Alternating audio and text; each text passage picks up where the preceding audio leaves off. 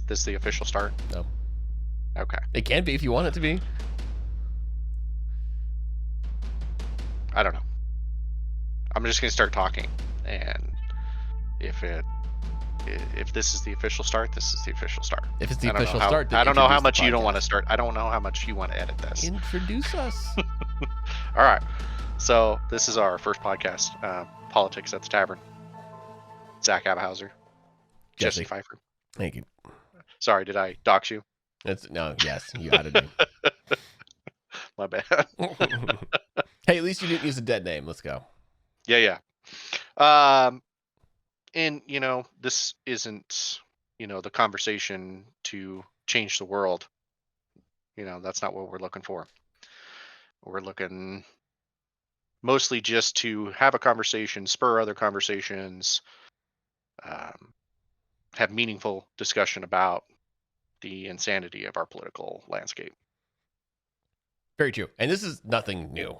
So Zach and I have been doing this for a very, very long time. This is actually a long time coming, if we're going to be totally honest, right? I mean, It started when we were both serving together in the United States Coast Guard, and it's just been an extension, of that time together, pretty much remotely over text and calls and whatnot. Rarely do we truly agree on many things. We're typically just on either side, left or right, of any sort of topic that we're discussing, which makes these conversations more interesting, because we always find ways to kind of take whatever view that we have and move it a little bit one way or the other to kind of satisfy the conversation, which is super interesting. So Zach, what are your intentions? What are you trying to get out of this? Like, why are you here? Other than just mostly having conversations with you, I enjoy politics, and if us having a conversation from the middle ground of any political discussion creates other discussions, that's great. That's all I'm looking for. I don't know. It's going to get wild. I mean, I'm not going to lie. It's okay. It's going to get crazy. So yes, we're going to be talking about, like the elections that are happening right now. Big deal, big time. That's literally all we're discussing anyway. So we might as well just bring it here and take it to a bigger audience. But there's plenty of controversy and conspiracy surrounding all of these events that is fascinating, and there's no way we can not talk about them. Yeah. We got to dig into that stuff. Absolutely. Yeah. It like sits and lives in my head rent free.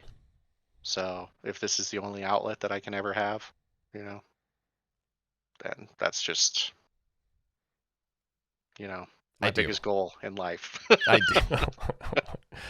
do. Yes. And so let's, I guess, kind of establish some sort of baseline of what it is that we're going to be discussing. And then we can kind of get into a little bit more of who we are individually. Starting with you, Zach, like what are your primary sources? Like where do you lean politically, et cetera? Like what are you actually bringing to the table? Like who does our audience need to know about you, or what do they need to know about you so they understand where you're coming from? Politically, I'm very much moderate.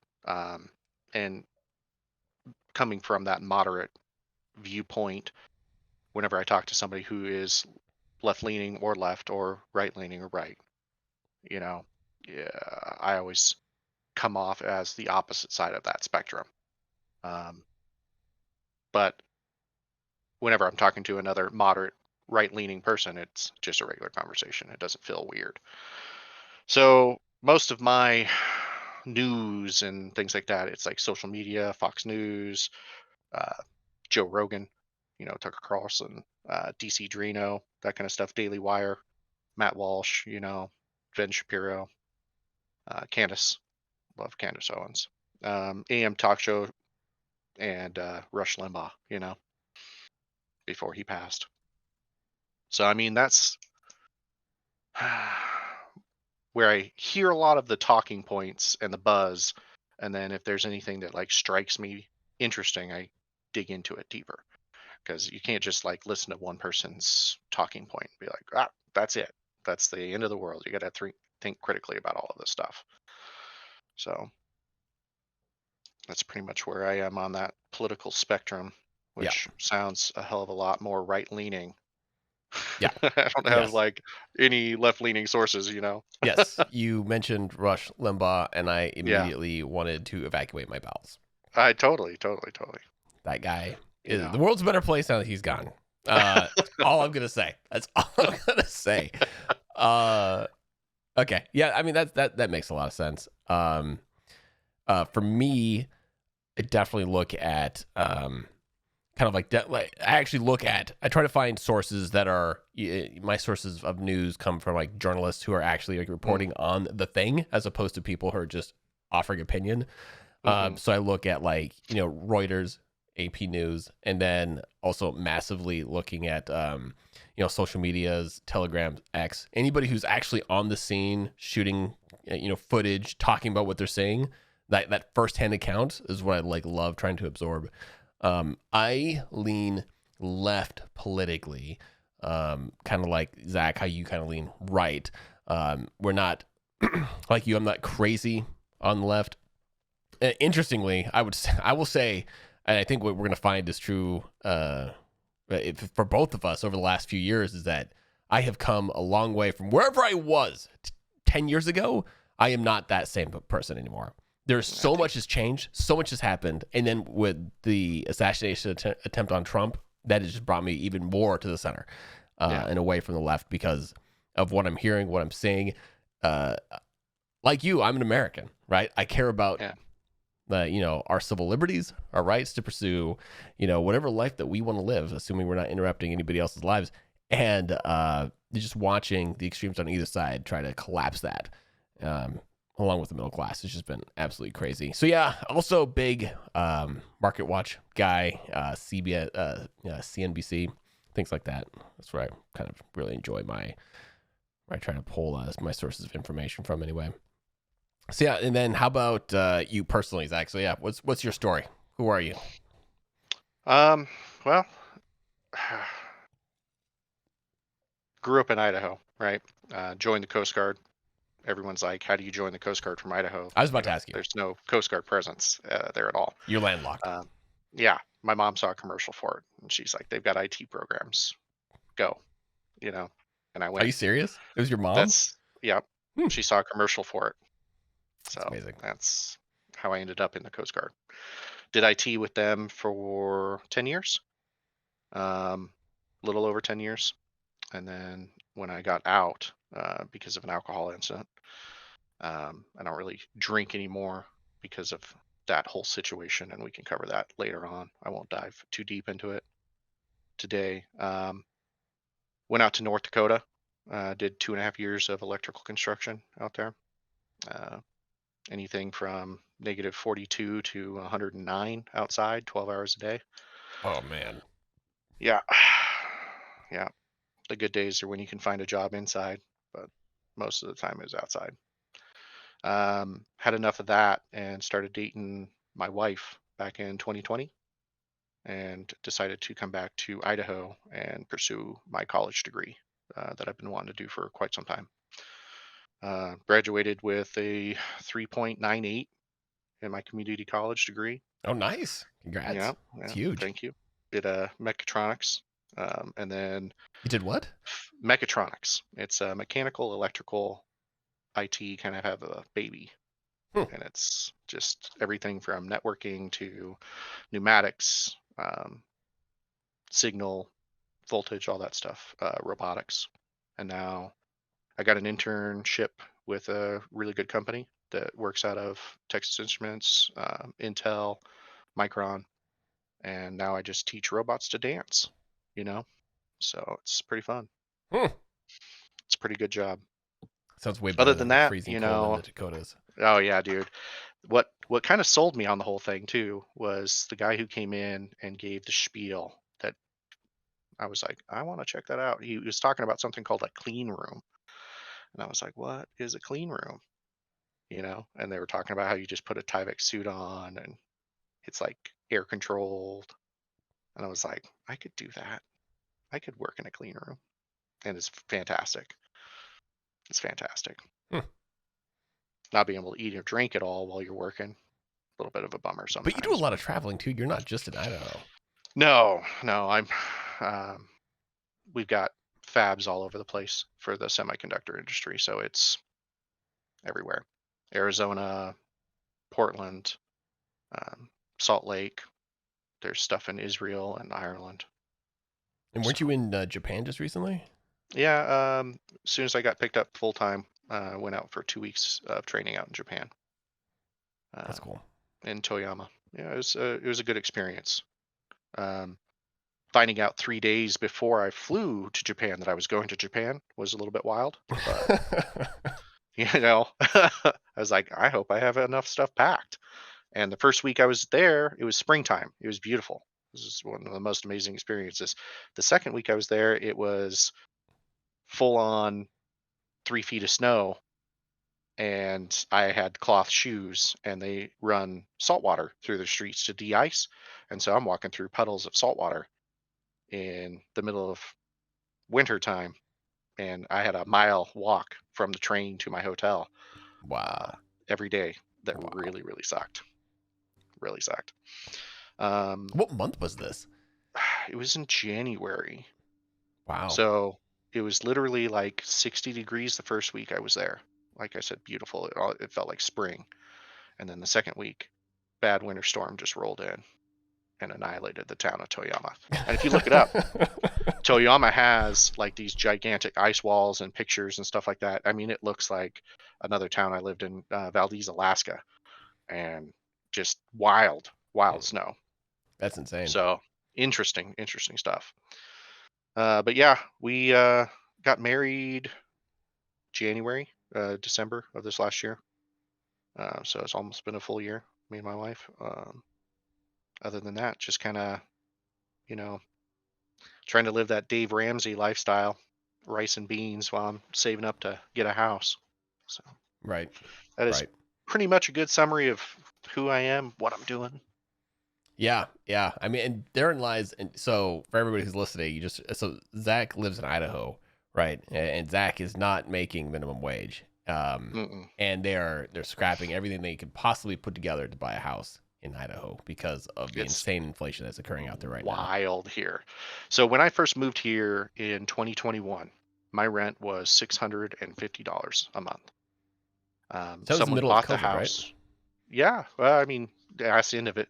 End Ass of it. end of it. Okay. Yeah. I think COVID started March of 2020. Really, like people started taking it more serious March of 2020, and then Right. I moved here January. Like we were still wearing masks at college.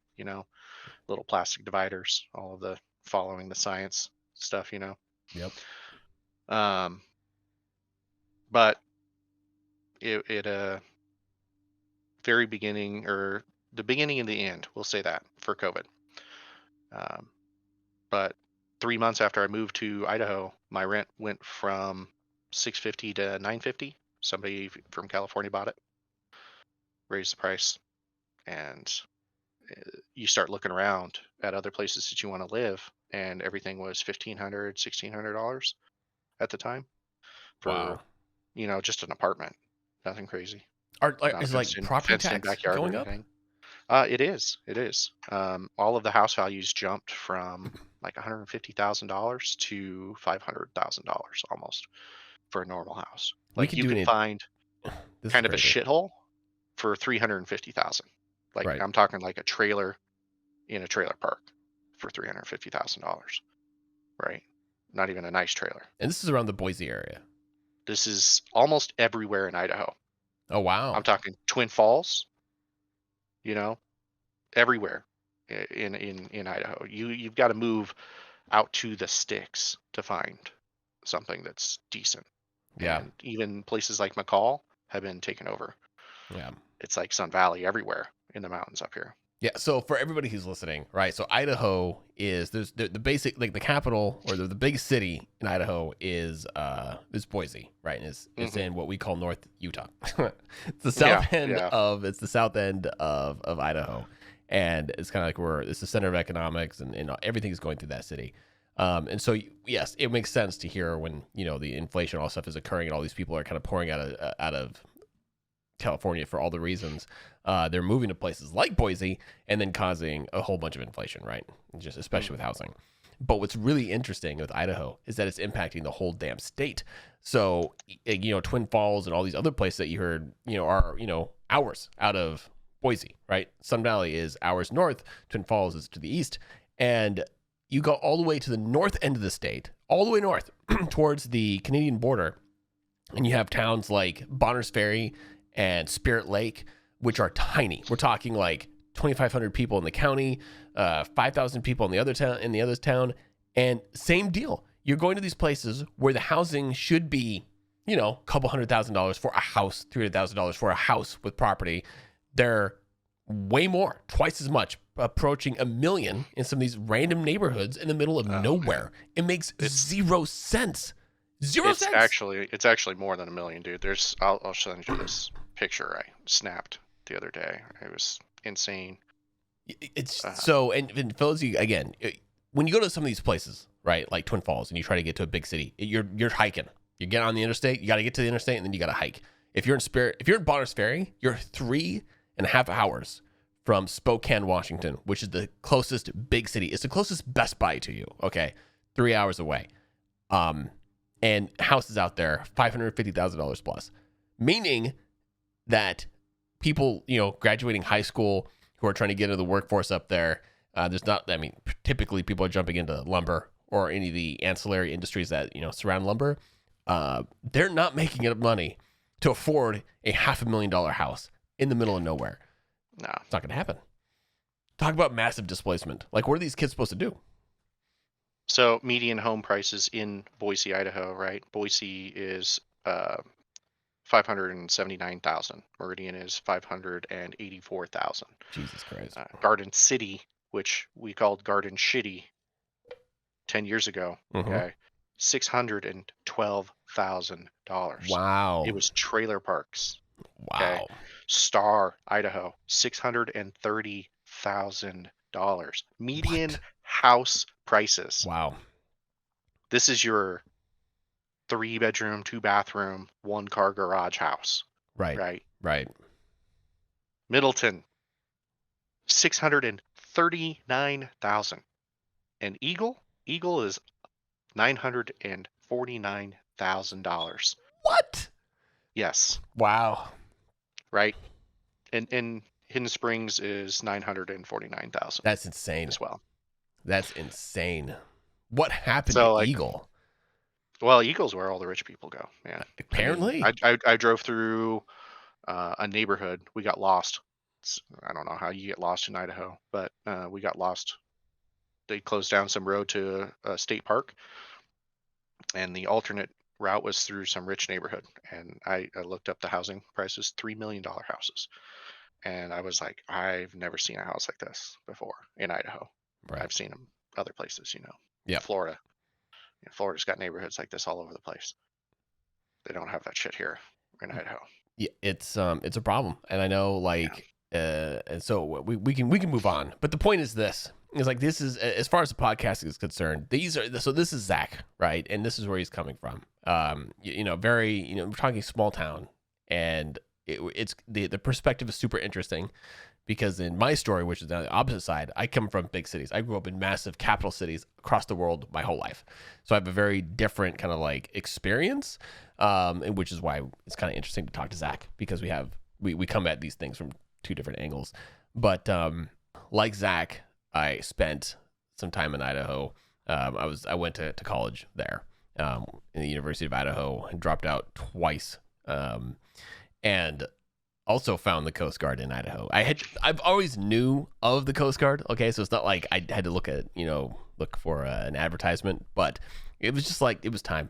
So long story short, I grew up overseas. My parents worked for the Department of State. My dad built embassies while he was there, and we went from big capital city to big capital city to big capital city. I lived and grew up in the government, in the Department of State, not the CIA, not any other sort of, intelligence agency, the actual Department of State, which was super awesome. Got to travel the world, meet a lot of interesting people, cultures, things like that. And it afforded me an interesting perspective of the United States, where I was almost like a foreigner looking at the country from the outside, in, because I had spent the majority of my life growing up, not in the country. We'd come back for like vacations, like summer. We'd come back, once a summer for a couple months and then back to whatever country we were in. And so growing up in this political landscape, I got to meet interesting people, all the departments of state, the figureheads there, presidents, got to meet Bush and Clinton, not like personally sitting down one-on-one chit-chatting, but, shaking hands and doing all that stuff. Super interesting people, regardless of what you think about their politics, just really interesting people. And this definitely influenced, my political ideology. I grew up in a very Christian, very Republican home. But as soon as I had, kind of like independent thought, let's just say, I immediately started pushing more left. I was like, I liked a lot of the things that I was hearing from Republicans: smaller government, keeping people out of, keeping, the government out of people's lives. I loved all of that. But I was having issues kind of rectifying that with, wow, we're like the richest country in the planet. We have like the most insane military budget, yet our veterans are homeless in the street. Like, these people went and fought and died for our country, and they're just sitting there without any sort of welfare, without any sort of compassion from the VA. And I was like, okay, so these are things like the right is espousing that they believe in and they're champions of, yet under the Bushes, they just sat there in the streets, right? After 9/11, all those first responders, Republicans didn't do jack shit. Neither did the Democrats. They talked big game, but nothing was actually happening. And so, as a result, though, I was thinking, okay, well, the people who are actually putting money into social programs, they seems to be coming more from the left. I was like, okay, I kind of like that. But then, yeah, just recently, over like the last, especially the last 5 years, I've been coming from left to very much the center because of the stuff that I've seen. And as we're going to discuss, like with the Trump assassination attempt, it's like, holy shit. Like, there are things that are well beyond my understanding of how governments run that are occurring here that seem to be perpetuated by people who are pushing leaders from the left into power. And that's not democratic. And I'm left, right, doesn't matter. I am democratic first. That's in terms of how I believe we should be a democratic nation. Yeah, and that's where we're at. We'll get into where I kind of talked about our establishing a political baseline. So you kind of have a rough idea of where Zac and I sit, where we pull our sources from. They're all relatively common. Like I said, I'm really excited to talk about some of the more conspiratorial things that we dig into, and especially now as they're starting to surface into the mainstream, whether you want to accept some of these realities or not, they're here for all those with eyes to see. Whether or not you want to open your eyes is a whole nother thing, and we're going to be getting into a lot of that. But yeah, so the craziest thing about that whole situation with the conspiracy theories, right, is you can look at the last 10 years and you can see everybody that's been like, dude, this is bullshit. This is happening around us. And everybody's like, oh, you're crazy. You're a conspiracy theorist. Yep. And then now we're all eating crow as they were right. Yep. And yep. You're like, and some of these people, you talk about Alex Jones sometimes. I mean, he's hitting them out of the park with a lot of them, and I'm like, it still doesn't fit well with me, because I still don't really love, that extreme right talk, but I watch it to see if there's anything there, Yeah. I think Alex Jones is a great example of what not to do if you have like a podium, because the dude is wicked smart. He is super fucking smart. I mean, he looks like an ox potato come to life, but like, he is so smart. But then he goes and talks about Sandy Hook and about how the left is the lefty leader eating babies and things like that. It's like, okay, you were right or wrong, but it is insane to say that. But you shouldn't be afraid to say that. And I hate to say it, you shouldn't get a $1.6 billion fine for talking in this country. Okay, we don't want to dig into the whole thing. All right. I'm just saying, I'm going to If throw it out there. You can put me on record. You don't need to destroy somebody's life because they talk in America. I think the judgment was extreme. I do feel I don't think he should not have had to pay like Right or some wrong. insane Right or wrong. amount of money. But if Right you or wrong. have a podium and your podium can be weaponized, then your speech, you have to be careful. You have to be careful with what's coming out of Yeah, your but mouth. we could probably sit down for 3 weeks and look at politicians who have a platform, Yeah. who have a very powerful platform, and they say things that are far more inflammatory than anything Alex Jones has ever said, and they don't get a fine. Yes. Yes. I would hold those same people accountable to the things that come out of their mouth. Yeah. Alex Jones just made it way, way too easy. Is all. He's just low-hanging fruit. They're making an example out of somebody, Right. And Right. I'm not a big fan of him, but I'll stick up for anybody that I feel like is getting the short end of the stick Yeah. on something like that. It's weird because again, I come from the left, right? Mm. I for years and years and years, I've definitely, you ask all my friends, yourself included, you would definitely say Jesse leans left. Yeah. And now it's weird that I am consuming more Alex Jones than I ever have in the past. And it's not Yeah. to educate myself. It's more Right. just to hear what he's saying. Like what are these sounds coming out of his mouth? Yeah. And then we'll go from there. Like I'm not Right. going to jump into his swimming pool. There's no Right. way that's happening. I think it's healthy to But listen to a viewpoint that isn't your own. Yeah. And think about it and write it off if it's crazy, or be like, that's kind of a decent point, honestly. he was You know, just recently, we were just talking about this. He not personally, but he was talking about how Biden was going to bow out of the race. yeah. Same And week, honestly, he was like, Trump's going to get shot, Biden's going to get shot, or get removed. Yeah. Yep. And then Both of them happened. will be out, and he was like, in the same week. And Yeah. I'm like, all right, man.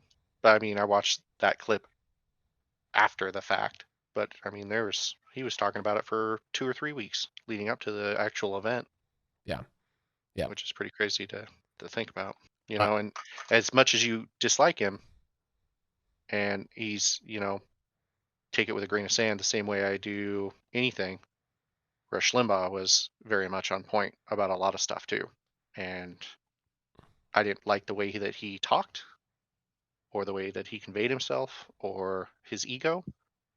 But some of the things that he talked about, I was like, this is a valid point. And I think I started listening to him out in North Dakota just because the guys were listening to him. It's like, whatever. But then I was like, I keep hearing things 2 or 3 weeks out of his mouth, and then it's happening on mainstream media 2 or 3 weeks later. right. And I'm like, where is this guy getting all of his sources from? And it's like, why wouldn't I want to listen to the news 3 weeks in advance? So you kind of, I don't want you to think I'm like a uber conspiracy theorist or anything like that. It's just He, I don't, yeah. interesting viewpoints, in the world. That's yes. And I would argue the harder mainstream media fights to push these views out of the conversation and to demonize them and Yeah. to label you anti-American for listening to them, Right. then that's likely something you need to be paying attention to. Absolutely. And I have a huge problem with canceling people. And it's like, dude, take them to court, Right. let them talk. We have it's the First Amendment for a reason. Yeah. Let them have their opinions, Yep. Yep. So, And I guarantee you there's a reason why we're not hearing more is because of Epstein. oh yeah. 100%. Yeah. So many people got in that campaign, and they'll never their stories will never see the light of day because the second they pop out, they Yep. will get squashed. Yeah. So I think what we wanted to talk about first here is kind of like this rapid shift in the political landscape. Like, what is happening here? Like, have you put some thought towards this? It's hard because of how fast it does shift to talk about anything meaningful, because like, say you want to talk about Joe Biden standing down and Kamala Harris popping up out of nowhere. and immediately getting $200 million in like a week of campaign contributions. 2 weeks from now, nobody will even be talking about Joe Biden or that. Maybe if we're lucky, maybe a week. You know, you try to Google Trump assassination. You know, it's hardly anywhere.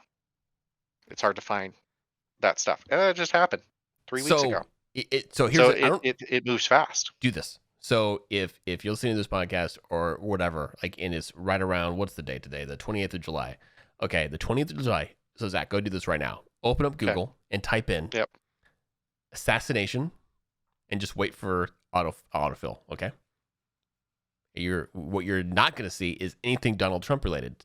No problem. Assassination of. Look at the autofill results. Nothing Donald Trump I related. literally have assassination of Dawn, and it's Dong Zhou. Put in Donald. Type assassination attempt of Donald. There's literally nothing. There's nothing. There's nothing there. So and Google is the index of the internet for all intents and purposes, whether you like Google or I not. literally have assassination attempt of Donald, and it's of Franklin Roosevelt.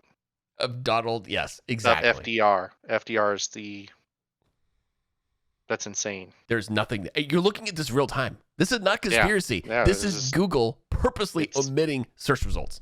1717, July 28th. This Crazy. Is literally like this is happening. 3 weeks. Yep.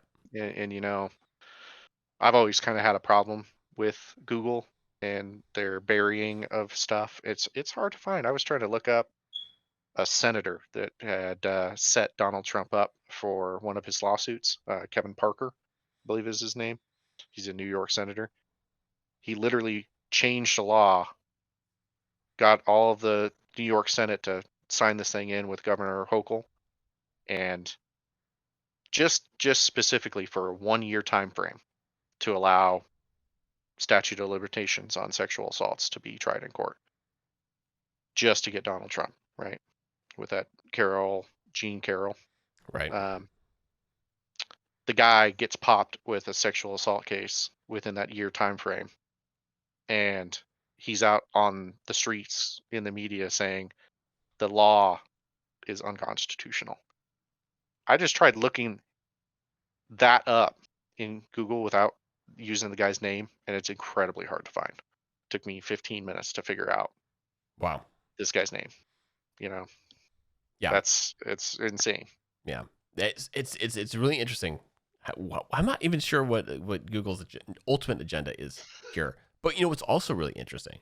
If you open up, so I was doing this yesterday.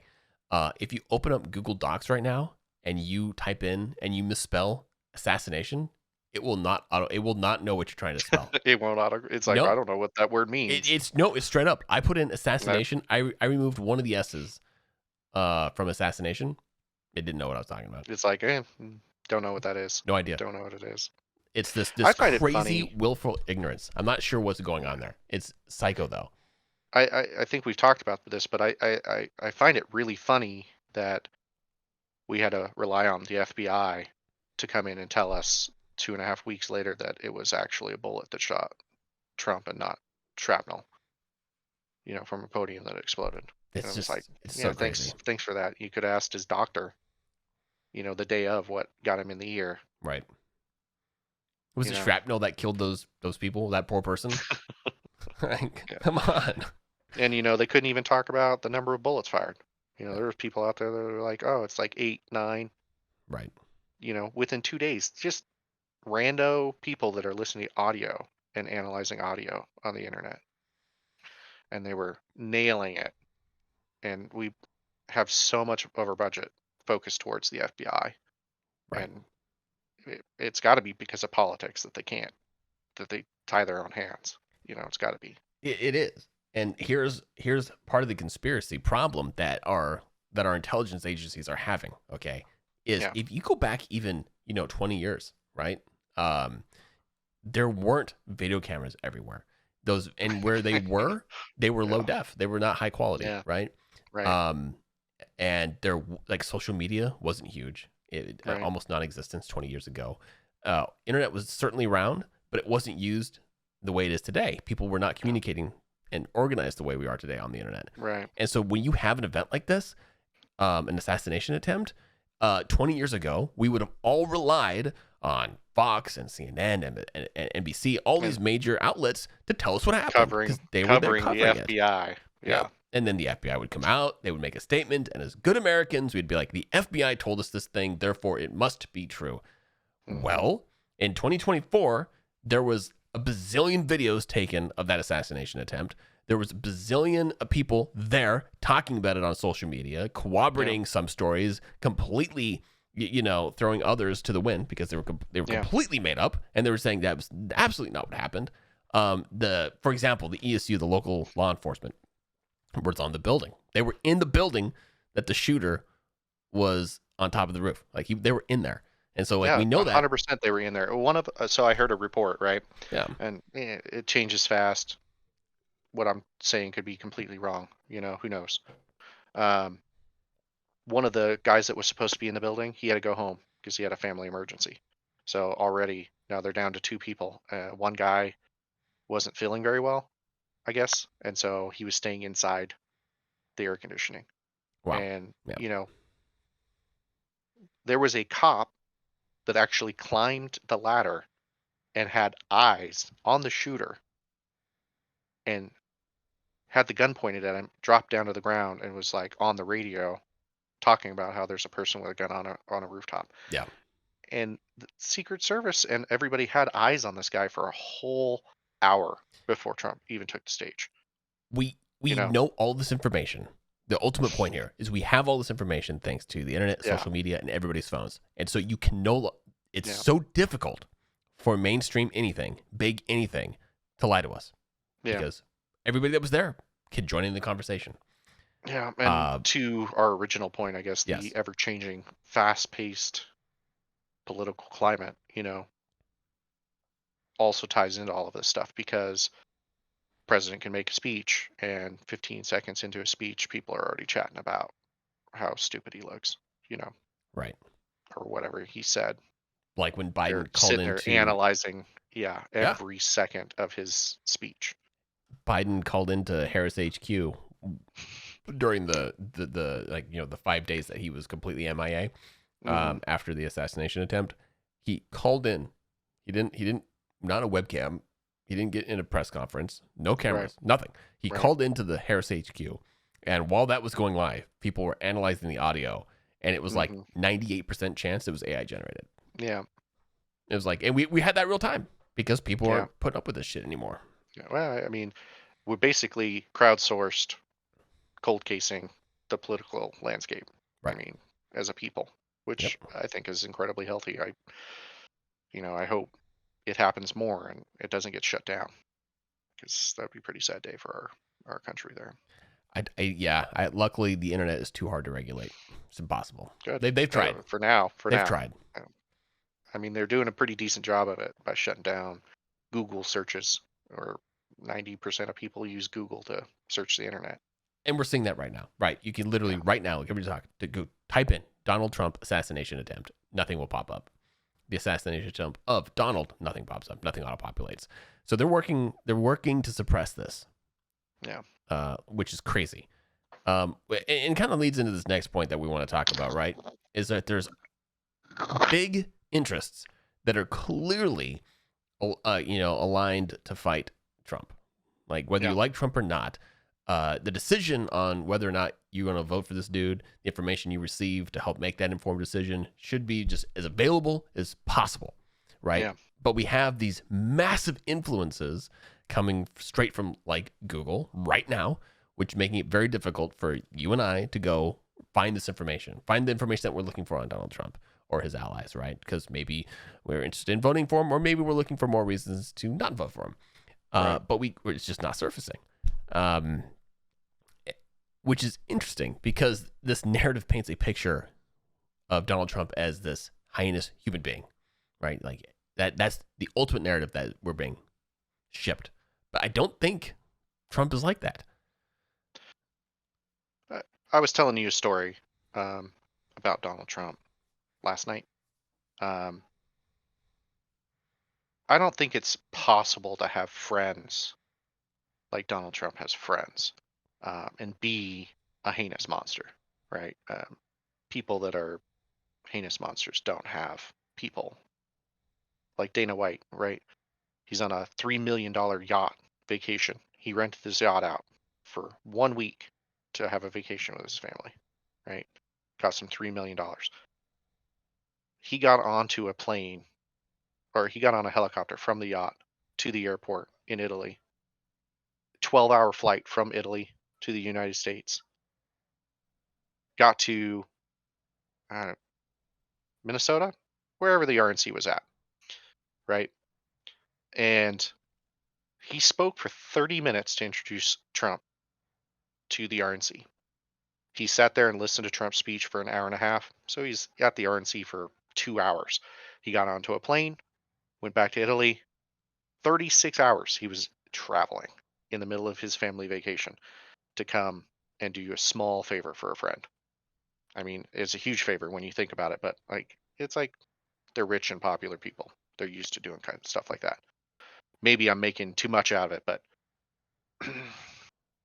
that's the kind of behavior that you don't see with psychopaths. You know, they don't have friends like that. They don't have people sticking up for them like that. They don't have people doing favors like that for them. Right. That's a huge favor. Right. I don't care who you are. No.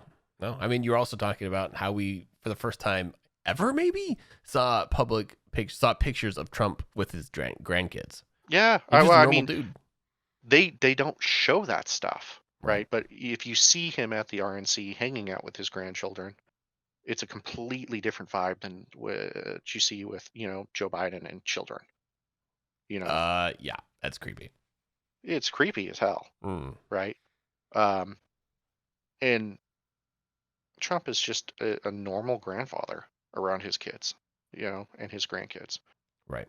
And it's pretty amazing to see how heartwarming that kind of stuff is. And they don't give any love to the guy. And you have to ask yourself why, you know, but there's probably a lot of conspiracy theories that we can jump down for that. Yep. Yeah. I mean, it's a total dehumanization of the guy, you know, right, culminating in an assassination attempt. It's pretty wild to think that this is the political climate that we as Americans live in now.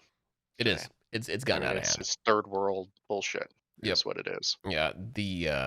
I mean, so if I remember correctly, right, you have as a result of kind of like maybe just CNN's popularity seems to be in the gutter, right? It's just not being watched as nearly as much as Fox anymore. I mean, not since Donald Trump left office, you know. Yeah. I mean, their popularity is trash. Yeah. I think they were getting 100,000 viewers at one point. Something which is really, really bad. It's terrible. Really bad. Terrible. And they're still alive somehow. I don't know how. Right. But you know, they try to call themselves this, like, you know, this kind of like fair, this balanced, centralized, you know, central platform, but they have nothing ever, anything good to say about Trump never comes out of their mouth. Yeah. Which is, I mean, it's fine if you want to just call yourselves, you know, counter to Fox narrative. I mean, just do that, just anti-Fox. And CNN, and just like always with Fox can just be the anti-CNN network, whatever. Call yourself whatever. That's what they are. But the thing is, like you're saying, it has a toll when that's the only message you're pumping out. And people like us who are addicted to news, these things irk their way into our subconscious. And you know, where Trump in like the 90s was like this weird, you know, celebrity guy, now he's this evil villain. When like, wait, what happened? You can look up interviews where Donald Trump went to The View before he ran for president, and they loved him. Right. You know. Right. And it's funny, actually, now that I think about it, when we first met, CNN was my primary news source. Back in 2010, 2012, somewhere around in there. And we would always talk about politics between each other. And your primary source was like the BBC or something like that. Right. And we would always get into, you know, whose news source was better and blah, blah, blah, blah, you know. And we will here too. No, do not get me wrong. For sure. I mean, we're gonna deep dive into that stuff. Yes. And that's good. I mean, you should always fact check yourself as much as possible, you know. Yeah. But it's crazy to see where what I thought was, news, actual news growing up in America, you saw these major networks as the place to get your news. It was the only place to get your news. Now Right. it's mainstream media, you know, thanks to Obama, typical thanks Obama, you know, because he changed the laws on what you can and can't say. Like you don't have to fact check as much. You can just come out and say what you want to say, you know, And media, entertainment. that's it, right? Both That was Fox and the turning CNN, point. Yeah. they are All entertainment of them. outlets. They're all entertainment. I Yes. mean, you can't listen to any of these people, and No. that's a fact. I can't Yes. take anything to the bank that anybody says on the internet or TV. Yeah. Yeah. It's insane. It's insane how they've shifted over the years. Yeah. Um. Uh. This kind of leads into the just generally how media has portrayed Trump. Again, love him, hate him. Yeah. We would hope that we're getting some sort of uh, conversation, even if it's not direct, based on the influences of media. You should have half the folks out there talking good things and half the folks out there saying not so great things about Trump. But really, all the pro Trump stuff has been pushed off to underground networks, right? Truth Social, and all the other networks that Trump has to appear on now, because even Fox and CNN, MSNBC, all these other guys, on top of like just comedy, right? Comedy Central. You go to Comedy Central, you're not going to hear anything good about Trump. Not in their cartoons, not in their stand up, not in their late night shows, nothing. It's I all mean, bad. you could Always. probably say that any mainstream media source other than Fox is only going to have negative viewpoints of Trump. Yep. I mean, that's a lot of media to It cover. is. It is a lot of And media. they're all hating Trump. There's no positive coverage of the man. And it's interesting. He's managed to okay, so let's look at some examples here over time, right? We're Yeah. talking from a Yeah. Yeah. comedy perspective. Yeah. Jon Stewart, Yep. South Park, Yep. every single late show in the history of late shows since Trump has been a person, right? Yeah. Um, Trevor Noah. Trevor Noah, they've all come after Trump, Oh all of yeah. them. And I'm a huge fan. I don't really get into the late night show stuff. I used to back when Conan O'Brien was Yeah. still around. I love Conan O'Brien. Yeah, but like South Park, a huge fan of South Park, massive fan. Yeah. But it's, yeah, I mean, I would be a fool to think that they haven't had some sort of influence on my opinion of Trump, because For they've sure. covered him so thoroughly and they've trashed him so amazingly. Like it is hilarious what they've done Hmm. with Trump, right? With Mr. Garrison. Yep.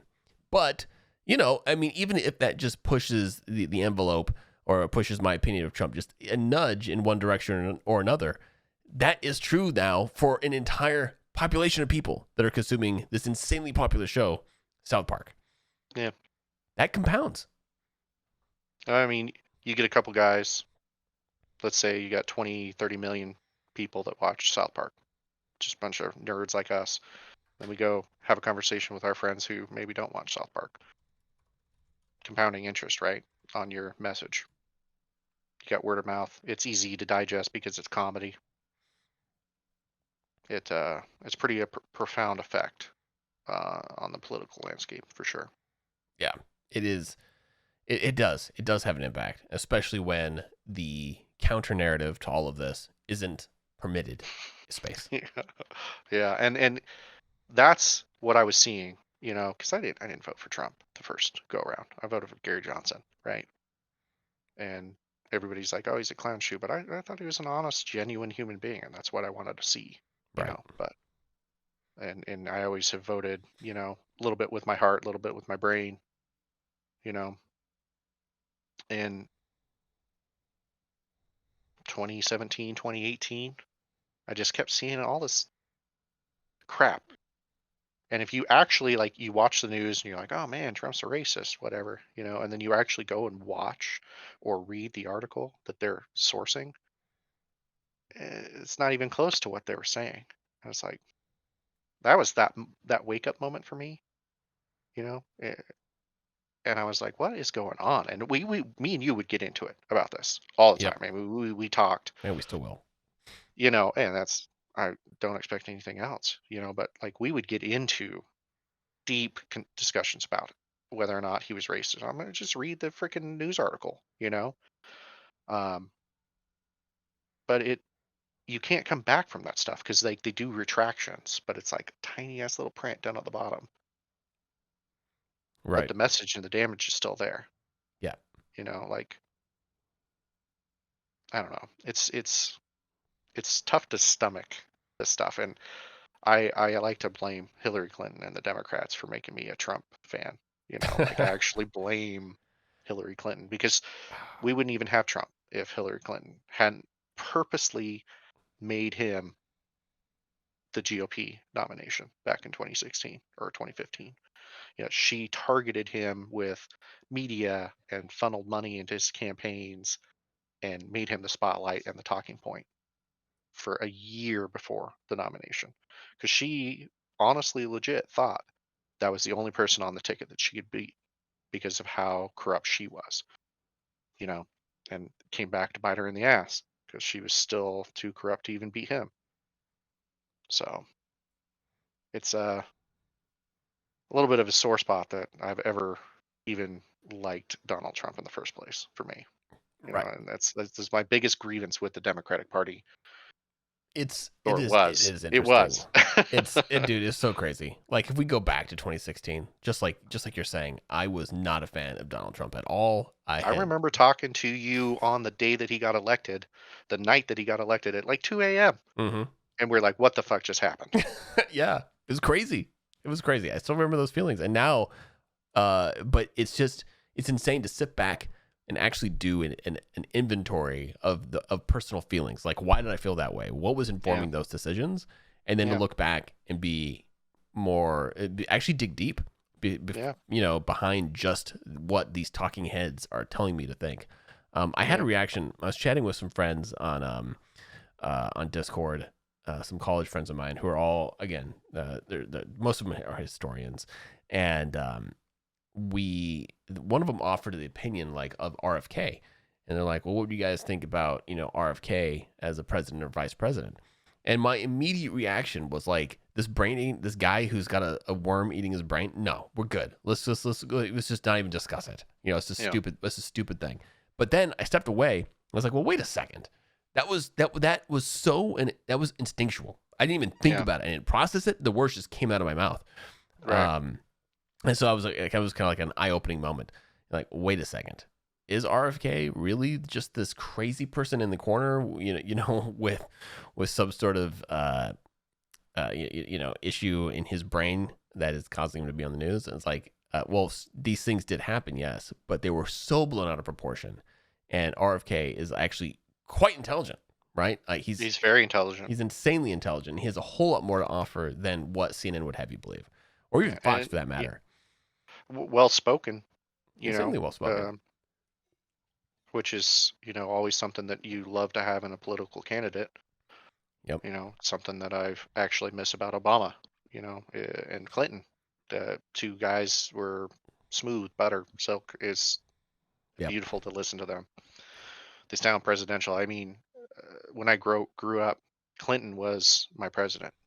Like he was the first president I remember at all. Really, I don't remember Bush Senior, but hearing the saxophone playing and his smooth voice talking, that's still what I identify as presidential.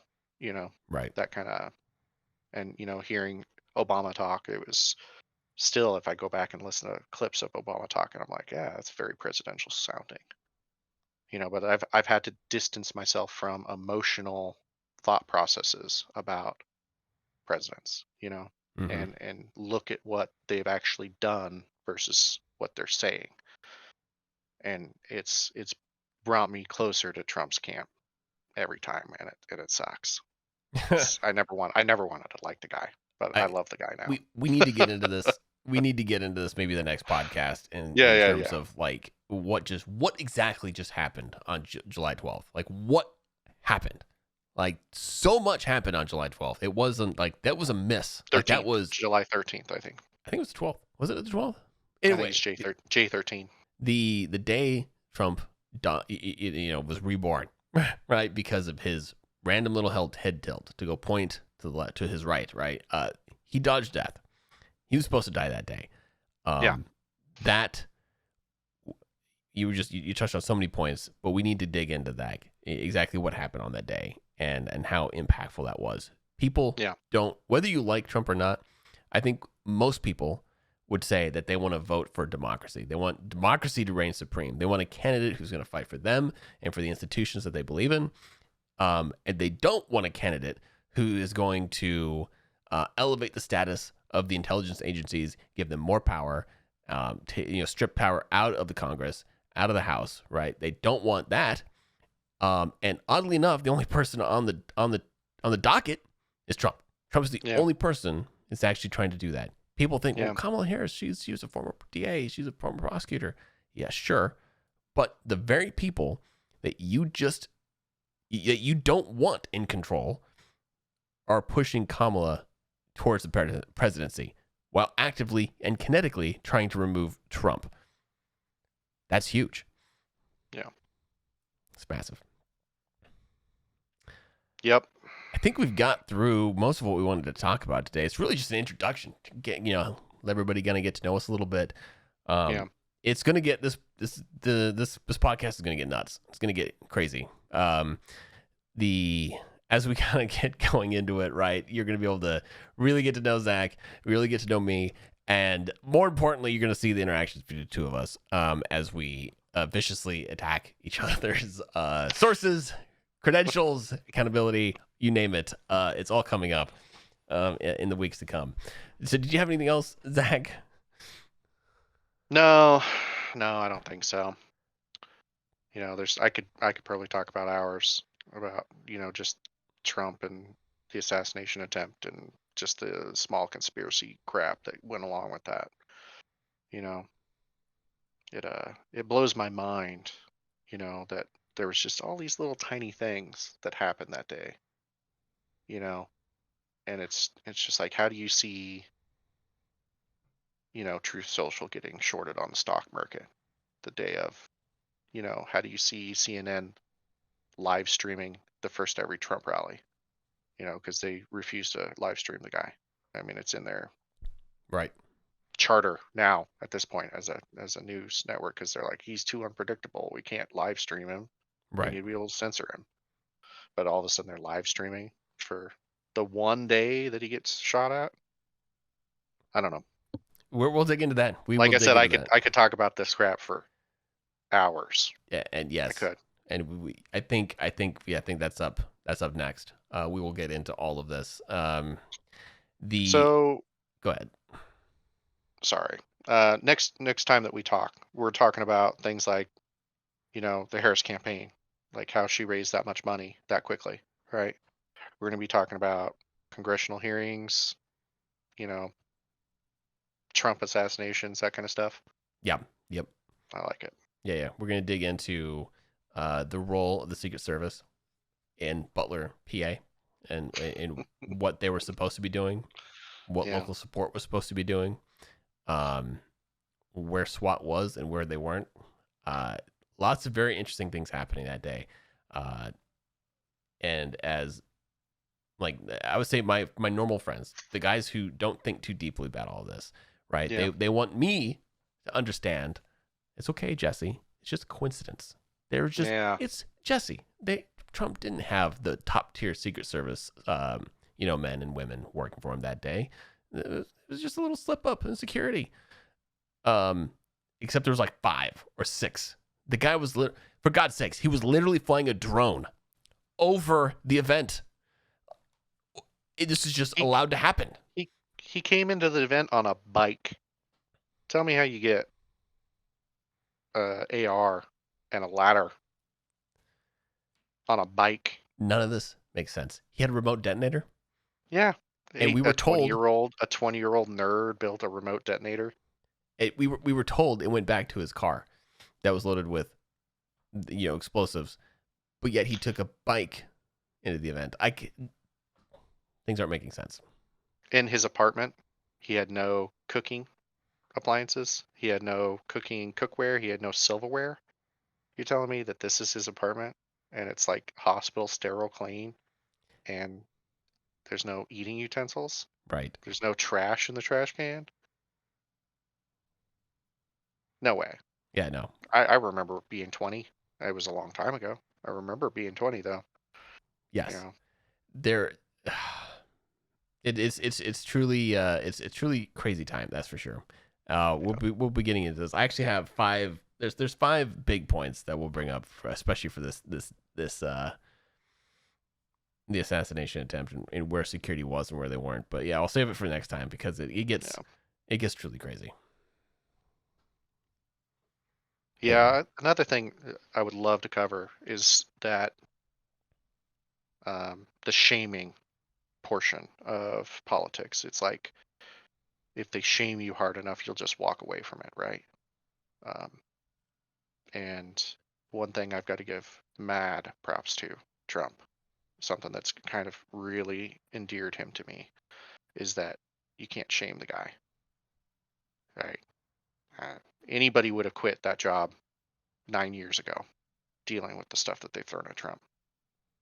And, I think me and you have both talked about how we just assumed that he was there to further his family business or something else. That's my assumption. Um, you know, his ego, he's done everything but be president. So, and I've seen videos where like Obama's roasting him at a Democrat party. And he was like, well, Donald, there's one thing that I have that you'll never have. I'm president. Everybody claps and laughs. And Donald Trump's like, I got you. Right. Right. you Hold my know, beer. hold my beer. So, I don't know. All right. It's gonna be good times. Yeah. Cool. Well, if we don't have anything else, I think that wraps up the episode. Yep. All I right, think guys. so, buddy. Yep. Till next time.